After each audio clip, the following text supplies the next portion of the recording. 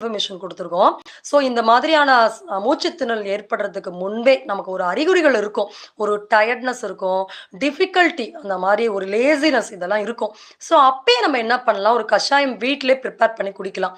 சித்திரத்தை, மிளகு, மஞ்சத்தூள், தூதுவளை இது போன்ற விஷயங்கள நம்ம நல்ல தண்ணீர்ல கொதிக்க வச்சு, இத மட்டும் தனியா எடுக்கக்கூடாது. இந்த சளி மருந்துகள் எல்லாமே லிட்டில் பிட் உடம்புடைய சூட்ட கொஞ்சம் அதிகப்படுத்திரும். அதனால இந்த மருந்துகளோட துத்தி பவுடராவது, கத்தாழை பொடியாவது, மஞ்சள் கரிசலாங்கண்ணி போன்ற பொடிகள்ல எதனாவது ஒண்ணு 1 ஸ்பூன் கலந்து அவங்க பயன்படுத்தும் பொழுது, கம்ப்ளீட்டா அவங்களுக்கு பாடிக்கு செட் ஆயிடும். நம்ம சொன்ன மாரி அந்த ஒரு கொஞ்சம் உணவு கட்டுப்பாடு. பசிக்காம சாப்பிடக்கூடாது. ஒரு டீ போட்டு பிளாக் காஃபி, பிளாக் டீ அந்த மாரி போட்டு குடிக்கணும். குடிச்சிட்டு அந்த மருந்து எடுத்தாங்கன்னா, கம்ப்ளீட்டா உடம்ப விட்டு அந்த சளியானது குறைஞ்சிரும்.